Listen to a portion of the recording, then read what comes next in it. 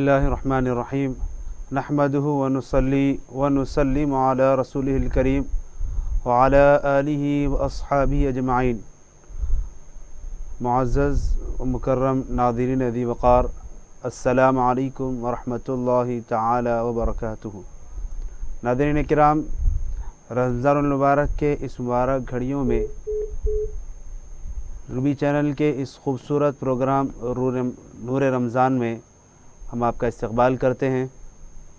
میں ہوں آپ کا میزبان شیخ احمد قادری۔ میرے ساتھ موجود ہے شہر حیدرآباد کی ممتاز عالم دین پروفیسر ابوالفدا شاہ محمد ذوالفقار محی الدین صدیقی القادری الملتانی حفظہ اللہ تعالی، سابقہ ڈین فیکلٹی عثمانیہ یونیورسٹی کا میں خیر مقدم کرتا ہوں اور دعا کرتا ہوں کہ اللہ تعالیٰ آپ کو صحت کاملہ و عاجلہ عطا فرمائے۔ آمین آمین، شکریہ۔ معزز ناظرین کرام، جیسا کہ آپ جانتے ہیں یہ انتہائی خوبصورت پروگرام جس میں ہم فون کالز شامل کرتے ہیں۔ آپ اس پروگرام کا حصہ بن سکتے ہیں۔ ٹی وی اسکرین پر دیے گئے نمبرات کے ذریعے سے آپ ہم سے رابطہ پیدا کر سکتے ہیں اور اپنے مسائل شرعیہ کا حل جان سکتے ہیں۔ آئیے پروگرام کے پہلے کالر کو شامل کرتے ہیں، دیکھتے ہیں کیا جاننا چاہتے ہیں۔ السلام علیکم ورحمۃ اللہ۔ وعلیکم السلام ورحمۃ اللہ۔ مفتی صاحب بھی میرا سلام بھائی۔ وعلیکم السلام ورحمۃ اللہ۔ جی فرمائیں، کیا جاننا چاہتے ہیں؟ مفتی صاحب ایک تو سوال ہے، اگر میں کچھ بغال میں ہوں، اگر مجھ سے کچھ غلطی ہوتی ہے تو معافی چاہتا ہوں آپ سے اس کے ساتھ ہوگی۔ جی فرمائیں۔ میں پروگرام ایک مثالی عورت کے پروگرام میں پروگرام سنا، انہیں پہلے زمانے میں صحابہ باہر جاتے تھے نا دن کے وقت سے، تو جی ان کے بیٹا گھر میں گھر کا ہے تو بیٹا کہاں ہے، تو بیٹے مر گئے جہاں بھی آرام سے، تو بیوی اس کے بارے میں ذرا بولے تو مہربانی، مفتی صاحب بولے تو مہربانی۔ جی جی، دوسرا سوال۔ اور دوسرا سوال میرا یہ ہے بھائی، آج لوگ بچے غریب لوگ کیا کر رہے ہیں، اپنے روزگاروں میں بیچ رہے ہیں بچوں کو، 20,000 25,000 کا بیچ رہے ہیں، 50,000 بیچ رہے ہیں۔ کیا بچوں کو خریدنے والا بیچنے والا بھی اور لینے والا دونوں کیا ذمہ داری اسلام کیا ہوتا ہے؟ جی سماعت فرمائیں۔ جی مفتی صاحب، سوال پہلا سائل کا یہ تھا کہ صحابہ کرام جب جنگ کے لیے تشریف لے جاتے تو ایک ایسا بھی موقع آیا کہ ایک صحابی جو ہے جنگ سے واپس آئے تو ان کی خاتون باوجود اس کے کہ گھر میں لڑکے کی لاش ہے، وہ پہلے اپنے شوہر کے لیے کھانے پینے کا انتظام کیے، اس کے بعد میں اس کو پوری تسلی کے ساتھ وہ جو ہے وہ واقعہ سنائے کہ آپ کا لڑکا انتقال کر گیا ہے۔ تو یہ اس واقعے کے متعلق کچھ روشنی مفتی سائل چاہ رہے ہیں کہ اس پہ کچھ روشنی ڈالی جائے۔ السلام علیکم ورحمۃ اللہ وبرکاتہ۔ الحمد للہ رب العالمین، والصلاة والسلام على سيدنا الأنبياء وسند المرسلين على آله الطيبين الطاهرين وأصحابه الأكرمين الأمجدين ومن تبعهم بإحسان إلى يوم الدين، أما بعد۔ ناظرین محترم، سامعین معظم، دوستوں اور بزرگوں، سوالات کا یہ سیشن ہے، یقیناً سوالات ہی آنی چاہیے۔ تو ہم پہلے سوال کو لیتے ہیں۔ دیکھیے، صحابہ نفوس قدسیہ ہیں، روئے زمین کی وہ مقدس شخصیات ہیں جن کا بدل یا جن کا ثانی یا جن کا ہم پلہ کوئی اور نہیں ہے۔ روئے زمین کی سارے کے سارے صحابہ، مرد ہو کہ عورت، بچہ ہو کہ بچی، بوڑھا ہو کہ بوڑھی، جو صحابی ہیں وہ سارے کے سارے صحابہ روئے زمین کی مقدس ترین شخصیات ہیں، جنہیں ان چہرے کی آنکھوں سے دیدار مصطفیٰ حاصل ہوا۔ اور ان کے متعلق حضور نے فرمایا، اصحابی کالنجوم بأیہم اقتدیتم اہتدیتم. میرے آقا نے ارشاد فرمایا صحابہ، حضور نے یہ نہیں کہا مرد ہی یا عورت ہی یا بچے ہی یا بوڑھا ہی یا بوڑھی ہی، ایسا نہیں. صحابہ کو مطلق حضور نے کہا کہ میرے صحابہ تاروں کے مانند ہیں، تم جن کے اقتداء کرو گے ہدایت پاؤ گے. تو یہاں یہ معلوم ہو رہا ہے کہ پورے کے پورے صحابہ ہدایت کا شمع ہے، ہدایت کا برج ہے، ان سے صرف اور صرف ہدایت ہی ملے گی ہم کو. تو اس واقعے کی طرف جناب سائل نے جو توجہ دلائی ہے دوستو، صحابہ ہے، صحابیہ ہے. شوہر سفر سے آتا ہے، شوہر سفر سے آتے ہیں، غزوے سے آتے ہیں یا کوئی اور معرکے سے آتے ہیں، تو دوستو ان کو آداب بتائے گئے تھے کہ جب سفر باہر سے آتا ہے تو کون سا سفر؟ آج کل کا ایروپلین کا سفر نہیں ہے، ریگستان کا سفر ہے، اونٹ کی سواری ہے، دھوپ کا وہ عالم ہے. تو اسلامی آداب ہیں کہ شوہر جب باہر سے آئے تو کیسا اس کا استقبال کرے، کس خندہ پیشانی کے ساتھ، کس مسکراہٹ کو بکھیرتے ہوئے شوہر کا استقبال کیا جاتا ہے. تو یہ آداب اسلامی ہے، اور یہ حضور کی پروردہ تھی صحابیہ.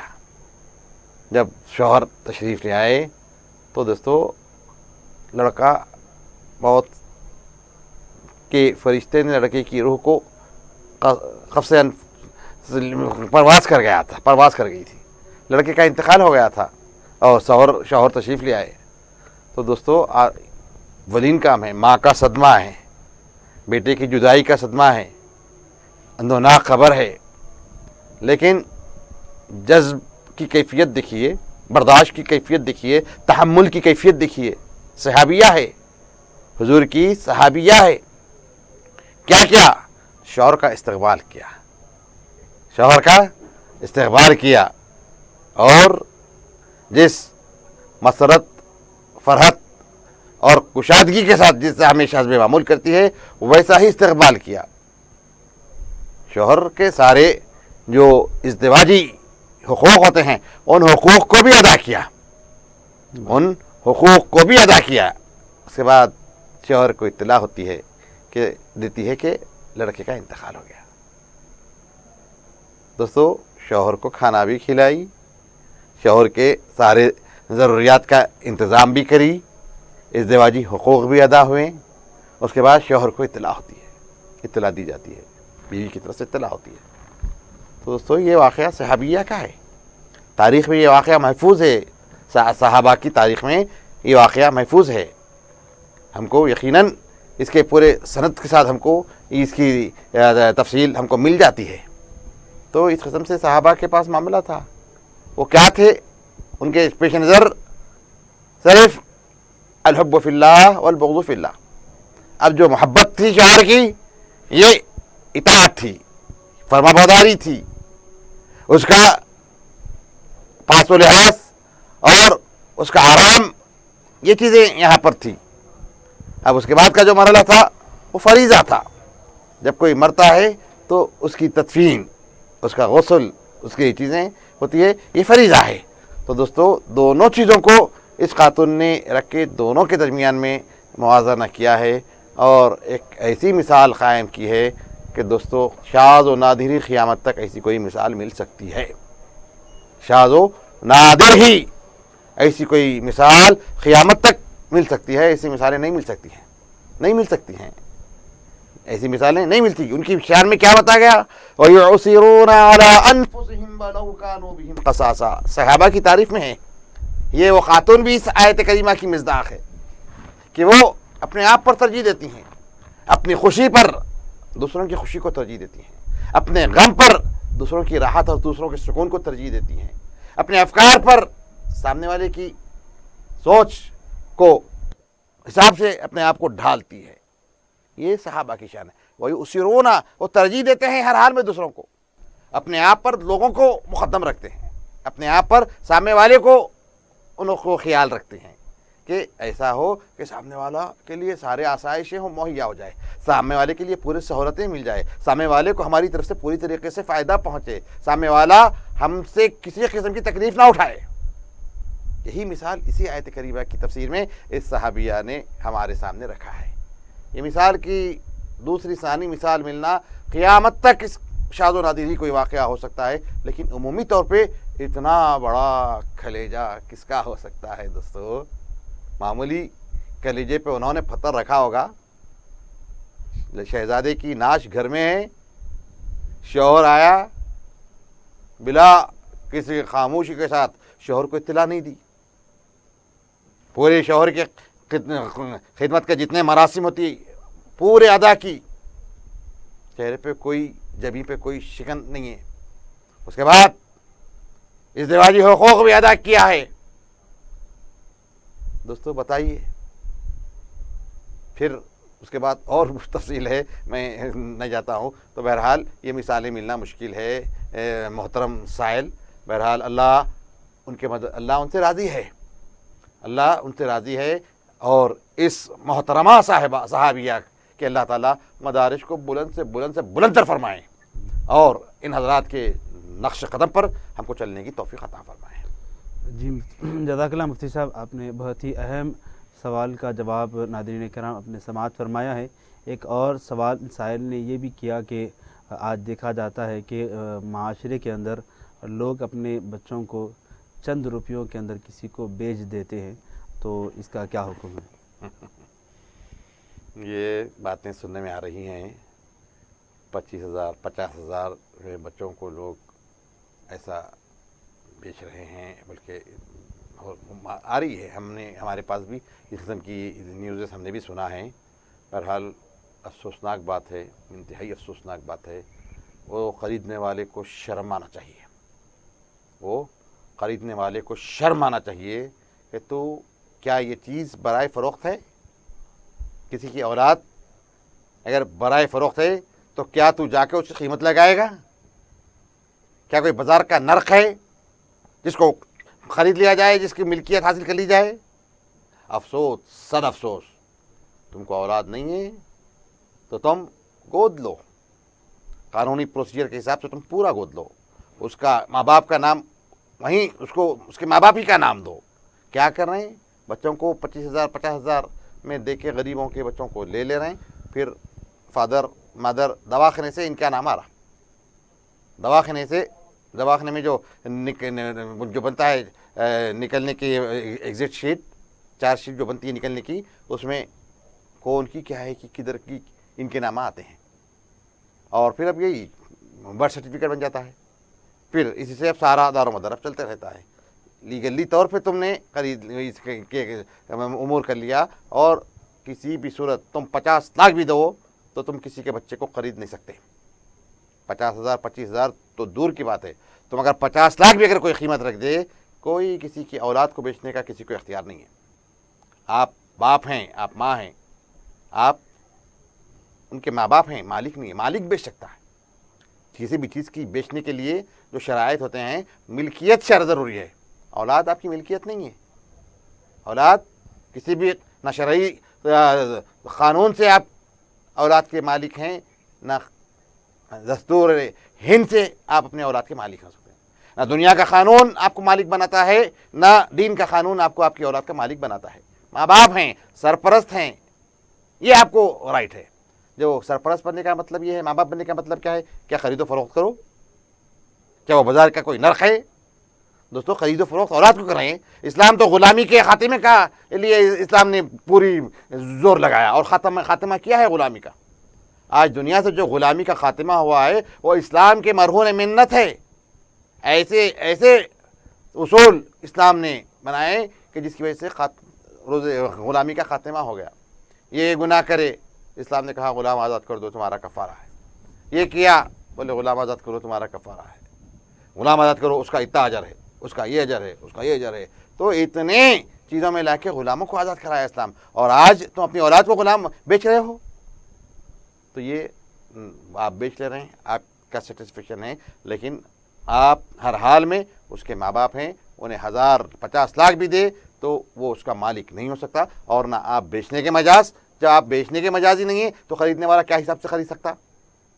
تو خریدنے والے کی خریدنا بیکار، آپ کا بیچنا بیکار ہے، اور اس سے توبہ کریے، اس سے توبہ کیجیے۔ آپ گود دے سکتے، متبنہ بنائیے، اولاد آپ کی اولاد رکھیے، آپ ان کو دیجیے، بھائی میرا یہ بچے کو اگر میں اپنی خوشی سے آپ کو گود دے رہی ہوں، آپ اس کو اپنے اس کا تعلیم دیجیے، اس کی تربیت دیجیے، اس کا مستقبل کے لیے آپ کیا لاہے عمل ہو سکتا ہے، آپ ایک سمجھدار ہیں، میں آپ کو پوری ذمہ داری اس کی دے رہا ہوں۔ اس طریقے سے آپ کسی کو گود دے سکتے ہیں، بیچنے کا آپ کا قطعی مجاز نہیں ہے۔ جی جزاک اللہ مفتی صاحب۔ ناظرین کرام، آپ نے ابھی بہت ہی اہم سوالات کے جوابات سماعت فرمائے ہیں۔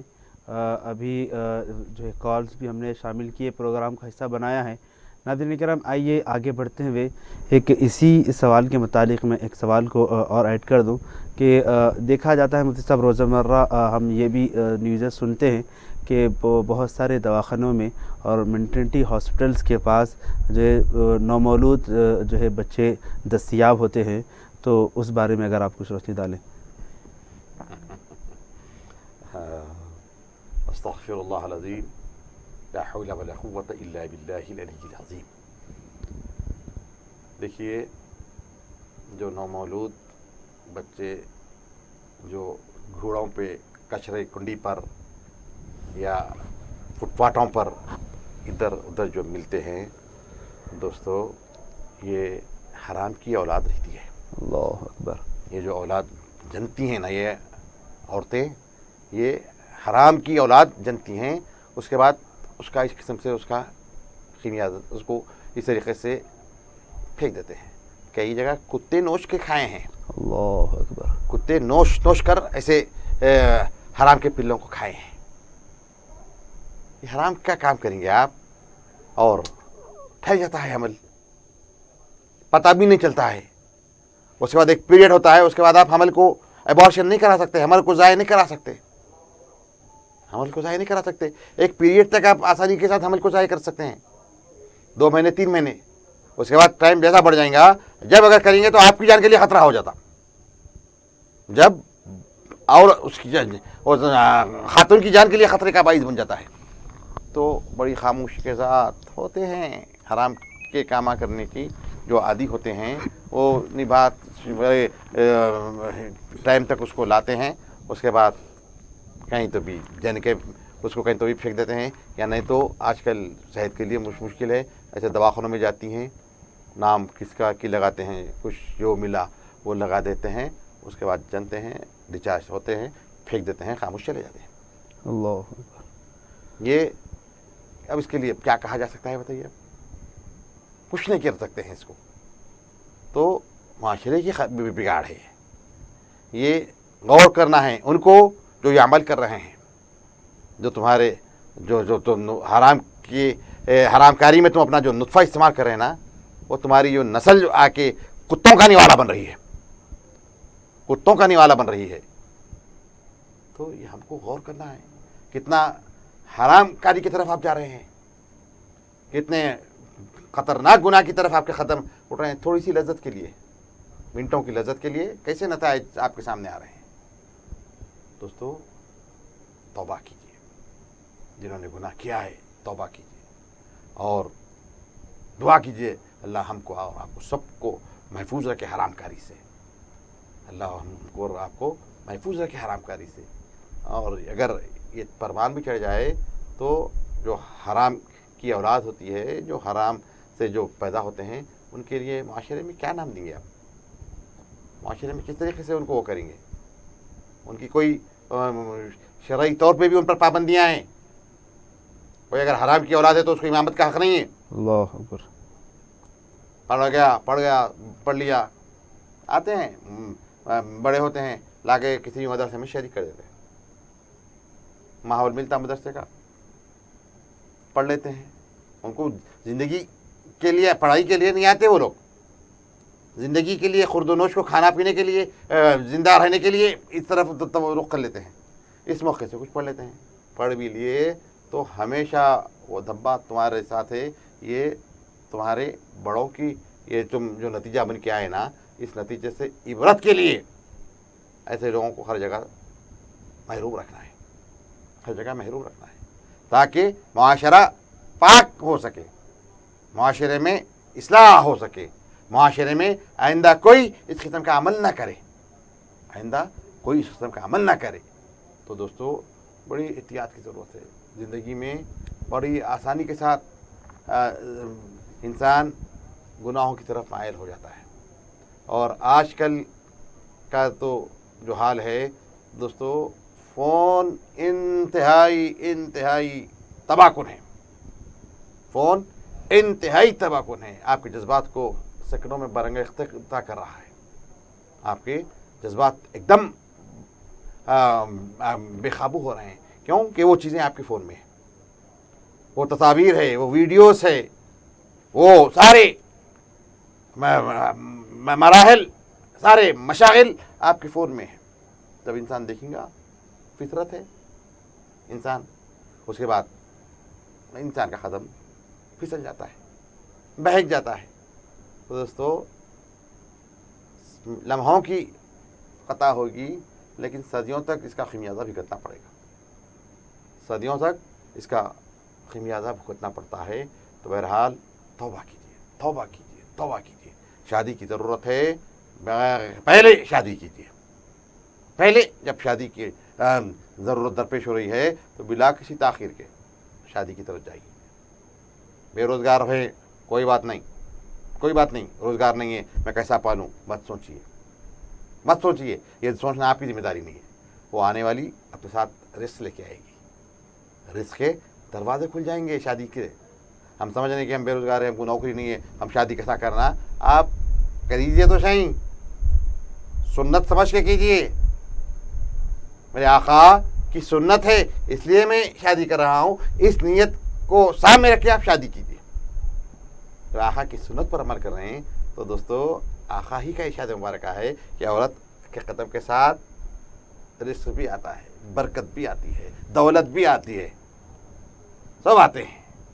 ایک واقعہ غالباً آپ حضرات کے علم ہوگا ہی، ایک شخص آیا حضور کے پاس، عرض کیا یا رسول، اپنی فخر و فاخر کا اظہار کیا، اپنی مالی کمزوری کا، اپنی غربت کا، اپنے افلاس کا اظہار کیا۔ حضور نے کہا جاؤ میاں تم شادی کرو، جاؤ۔ حضور نے کیا کہا؟ جاؤ تم شادی کرو۔ انہوں نے بولا آیا افلاس کو دور کرنے کے لیے، غربت کو تم دور کرنے کے لیے، معاشی بحران کو دور کرنے کے لیے، اور یہاں پر اور ایک اس بحران میں اضافے کرنے کا یہاں پر حکم مل رہا ہے؟ دوستو صحابہ تھے، میں نے ابھی کہا، نفوس مقدسہ ہیں، مقدس ذات ہے، تو روئے زمین کی سب سے بہترین اعلیٰ ذات گرامی ہے صحابہ کی۔ حضور حکم دیتے ہیں، جاتے ہیں، نکاح کرتے ہیں، کچھ دن گزرتا ہے، حال وہی ہے، بلکہ حال اور ڈیگریڈ ہو گیا ہے، حال اور نیچے آ گیا ہے، سطح غربت اور نیچے گر گئی۔ آئے حضور سے پھر مؤدبانہ التماس کیا، یا رسول اللہ نکاح کیا، جو سابقہ کنڈیشن تھا اس سے اور نیچے اتر گیا، کوئی اپنے ہوا مزید ڈاؤن ہو گیا۔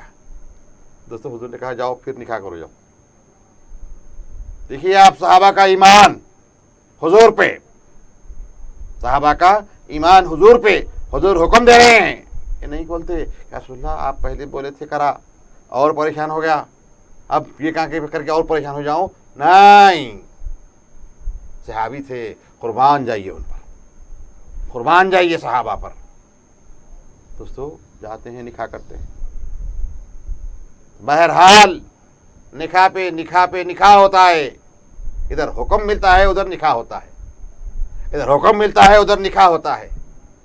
جب تیسرا باری آتی ہے تو دوستو دولت کے خزانے امٹ پڑتے ہیں ان کے گھر میں، دولت کے خزانے امٹ پڑتے ہیں، نکلتے ہیں ان کے گھر سے۔ تدابیر اختیار کیا ہے، کاروبار ہوا، دولت آئی، دولت پر دولت آ رہی ہے، تو بتائیے کون دیے یہ نسخہ؟ نسخہ حکیم مطلق حضور حکیم، تو ان کا نسخہ ہے۔ تو حرام کاری سے بچیے. فون کا استعمال حسب صرف ضرورت کے لیے کیجیے, اور فون کا استعمال میں جائز چیزوں کو مقدم رکھیے, ناجائز یا حرام چیزوں کو فون پہ مت دیکھیے. فون پہ مت دیکھیے, اپنے آپ پر کنٹرول کیجیے. کنٹرول پھر بھی نہیں ہو رہا ہے تو دوستو جو طریقہ بتایا گیا, نوافل میں اضافہ کیجیے, نوافل روزے رکھیے, اس قسم سے اپنے آپ کو کنٹرول میں رکھیے. نہیں تو اس حدیث کے پیش نظر شادی کیجیے. آنے والی اپنے ساتھ رزق آتی ہے, اس کے قدم سے رزق آتا ہے, عورت کے قدم سے رزق آتا ہے, تو برابر آپ نکاح کیجیے اور حرام کاری سے بچیے. جزاک اللہ مفتی صاحب. ناظرین کرام, آپ نے بہت ہی اہم سوالات کے جوابات آپ تک پہنچے ہیں. آئیے وقت ہے اب مختصر سے وقفے کا. انشاءاللہ وقفے کے بعد دوبارہ ملاقات ہوگی.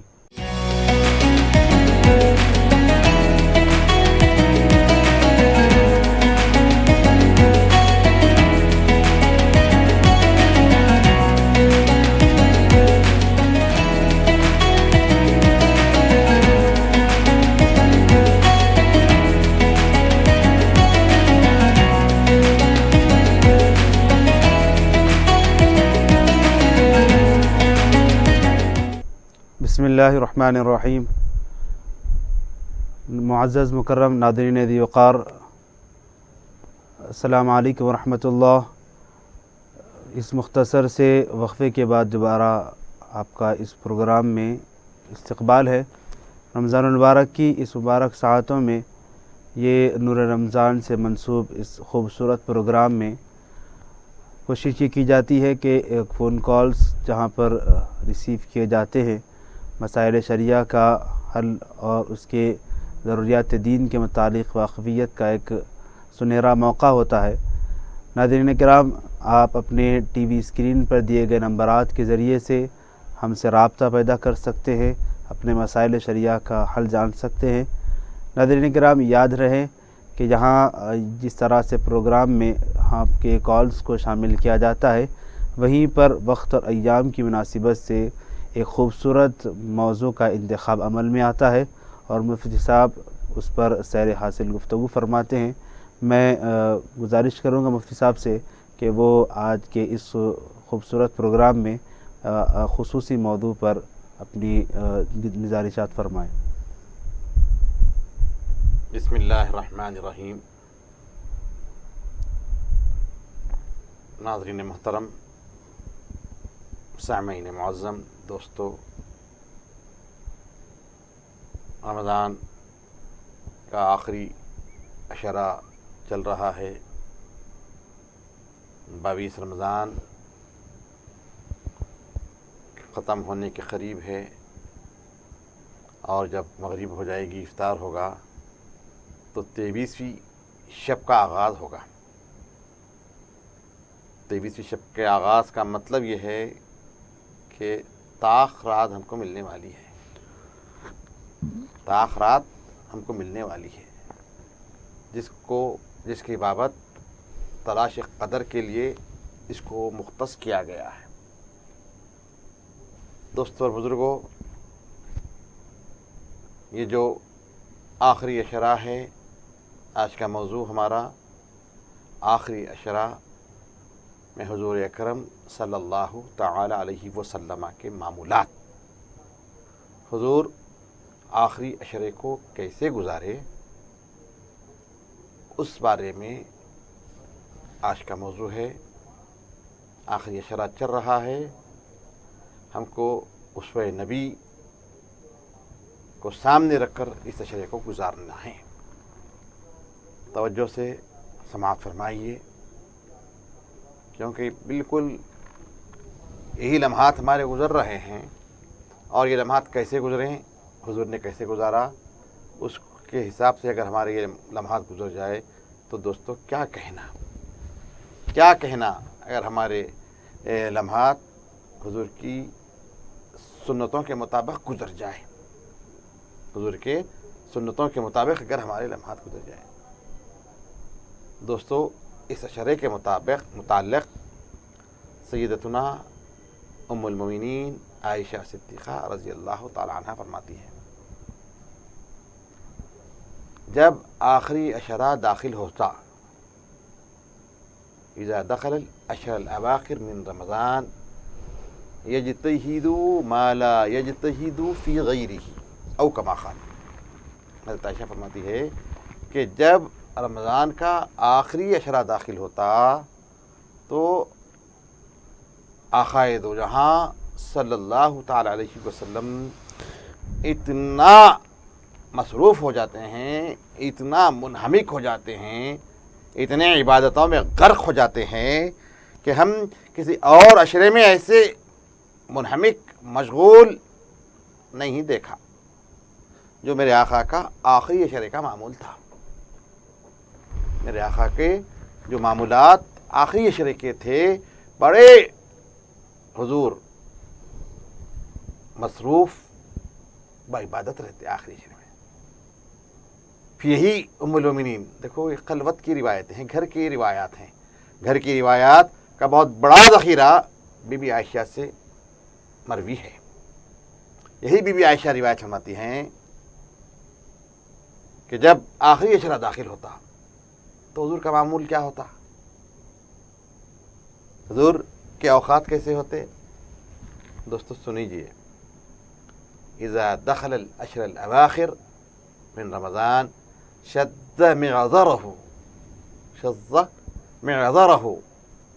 وأيقظ وأحيا ليله. شز معذره وأحيا ليله وأيقظ أهله. سبحان اللہ. کیا فرماتی ہے ام المومنین. دوستو جب آخری عشرہ داخل ہو جاتا، رمضان کا 21ویں رمضان کی شب طلوع ہو جاتی، تو میرے آقا کا معمول کیا تھا کہ آپ اپنے بستر کو لپیٹ دیتے، اپنے بستر کو لپیٹ دیتے، بستر کو لپیٹ دیتے. اب کیا کام، کب لپیٹتے ہیں؟ صبح اٹھنے کے بعد بستر لپیٹ دیا جاتا ہے. کیوں کہ اب اس سے کوئی لینا دینا نہیں ہے، پھر شام ہوگا تو بستر بچھائیں گے. تو دوستو لیکن جب میرے آقا کا معمول دیکھیے، جب آخری عشرے 21 کی شب طلوع ہوتی، نمودار ہوتی، تو دوستو میرے آقا بستر کو لپیٹ دیتے ہیں. پورا آخری عشرہ حضور اپنے بستر کو نہیں کھولتے ہیں. اور کرتے کیا، بستر رات میں سونے کے لیے ڈالتے ہیں. اور میرے آقا کا معمول ام المومنین سیدتنا عائشہ بتلاتی ہے وَأَحْيَا لَيْلَهُ. حضور اپنی رات کو زندہ کر دیتے. احیا کے معنی زندہ کرنے کے آتے ہیں. کیا مطلب زندہ کرنے کے؟ حضور رات بھر جاگے رہتے، نیند کی آغوش میں نہیں جاتے. حضور پوری رات جاگے رہتے. احیا لیلہ. یہ دو نسخے بی بی عائشہ نے بتایا ہے حضور کے معمولات میں. اور تیسرا نسخہ دیکھیے جو حضور کے معمولات عشرہ اخیرہ رمضان کے جو تھے ہیں، اس میں تیسرا جو حضور کا معمول ہے، بی بی عائشہ بتاتی ہیں وَأَيْقَظَ أَهْلَهُ. قربان جائیے. بی بی عائشہ فرماتی ہیں کہ حضور اپنے بستر کو لپیٹ دیتے، اپنی رات کو بیدار کرتے، رات میں سوتے نہیں. تیسرا معمول کیا ہے؟ حضور اپنے اہل و عیال کو بیدار کرتے. ایقظہ نیند سے اٹھانے کو کہتے ہیں. تو حضور اپنی بیویوں کو اٹھاتے، کہتے عائشہ اٹھو، یہ رمضان کا آخری عشرہ ہے، یہ رمضان کا آخری عشرہ ہے، یہ راتیں رمضان کے آخری عشرے کی راتیں ہیں. عائشہ اٹھو، یہ وقت سونے کا نہیں ہے، یہ وقت سونے کا نہیں ہے. کون ارشاد فرما رہے ہیں؟ حضرت عائشہ فرماتی ہے کہ میرے آقا کا یہ معمول تھا، میرے آقا کا یہ معمول تھا. کہتے سودا اٹھو، حفصہ بنت عمر اٹھو، اب سونے کا وقت نہیں ہے. کون؟ یہ حضور کا معمول مبارکہ حضرت عائشہ بتلا رہی ہے. دوستو وہ لمحات گزر رہے ہیں، بستر پہ سونے کے لمحات نہیں ہیں. بستر کو لپیٹ کے رکھ دیجئے کونے میں. رات غفلت پہ مت سوئیے، بازاروں میں پھرنے کے لیے نہیں ہے دوستو، خرید و فروخت کے لیے نہیں ہے. اور آیا لے لو، ہم بھی رات بھر جاگ رہے ہیں. دوستو حضور کا معمول کیا تھا؟ حضور ان راتوں کو گریہ وزاری میں گزارتے، نوافل میں گزارتے، تحری فرماتے. بتاؤں گا میں جب لیلۃ القدر کی جب عنوان ہمارا بندھے گا تو میں صرف آخری عشرے کے معمولات بتا رہا ہوں. میرے آقا کے آخری عشرے کے معمولات کیا تھے دوستو؟ ہوشیار ہو جائیں، ہوشیار ہو جائیں، غفلت سے نکلنے، خواب غفلت سے بیدار ہو جائیں اور یہ 3 معمولات کو لازم کر لیں. بستر پر مت جائیے، تعیشات بالائے طاق رکھیے، رات زندہ کیجیے،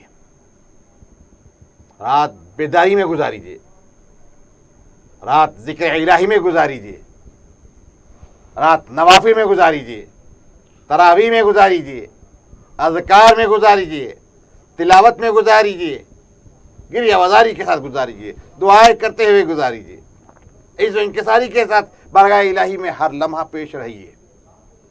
یہ معمولات، یہ حضور کا معمول رہا ہے. یہ حضور کا ان آخری عشرے کے معمولات یہ حضور کے ہیں. دوستو آخری عشرہ گزر رہا ہے، بیدار ہو جائیے. آپ جاگ رہے ہیں ٹھیک ہے، لیکن اپنی بیوی کو چاہتے ہیں نا آپ بیوی کو چاہتے ہیں، اپنی اولاد کو چاہتے ہیں، بیٹوں کو بھی چاہتے ہیں، بیٹیوں کو بھی چاہتے ہیں، بھائیوں کو بھی چاہتے ہیں، بہنوں کو بھی چاہتے ہیں. دوستو آپ اپنا بھلا چاہ رہے ہیں اور جس کو آپ چاہ رہے ہیں ان کا بھلا نہیں چاہ رہے ہیں. آپ ان کا بھی اگر بھلا چاہتے ہیں تو ان کو سونے مت دیجیے. حضور ہاتھ سے ایسا ہلا کے اٹھاتے، اٹھو عائشہ، وَأَيْقَظَ أَهْلَهُ، اپنے اہل کو بیدار کرتے. تو ہم بھی بیدار رہیں، ہم بھی تعیشات کو بالائے طاق رکھیں، ہم بھی عبادت، ذکر، گریہ وزاری کے ساتھ ان راتوں کو گزاریں اور اپنے ساتھ اپنی بیوی کو بھی رکھیں، اپنے بچوں کو بھی رکھیں، اپنے بھائی بہن کو بھی شامل رکھیں. تو یہ وہ اوقات ہیں، یہ وہ لمحات ہیں. پہلے تو بتا دیا عائشہ نے کہ اتنا مجاہدہ، اتنی عبادت، اتنے استغراق کی کیفیت حضور کی آخری عشرے میں ہم دیکھتے کہ کسی اور عشرے میں وہ کیفیت نہیں ہوتی. تو دوستو یہ عشرہ کون سا ہے؟ یہ عشرہ عتق من النار، جہنم سے چھٹکارے کا ہے. بہت زبردست عشرہ ہے. تو اس سے چھٹکارے پانے کی اگر کسی میں تمنا ہے، آرزو ہے دوستو، جہنم سے آگ دہکتے انگاروں سے بچنے کی اگر تمنا ہے تو کیا اس کو نیند اپنی آغوش میں لے سکتا ہے؟ نرم و نازک بستر اس کو اپنی طرف بلا سکتا ہے؟ کیا وہ اپنے اہل و عیال کو اس غفلت میں جھونک کر خود اس سے بچ کے نکل سکتا ہے؟ نہیں.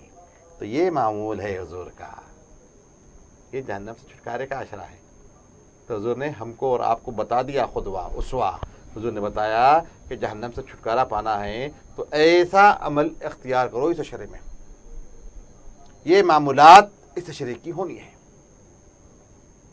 کثرت سے عبادات، کثرت سے تلاوت، کثرت سے نماز، کثرت سے عز و انکساری اور بارگاہ الوہیت میں معافی کی طلبگاری.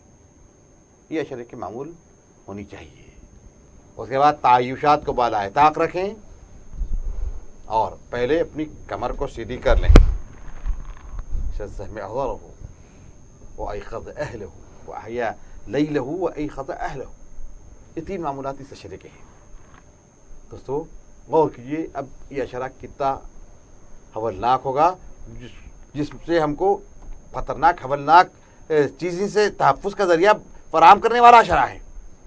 تو اس کے جو ذرائع ہیں وہ یہ ذرائع ہیں.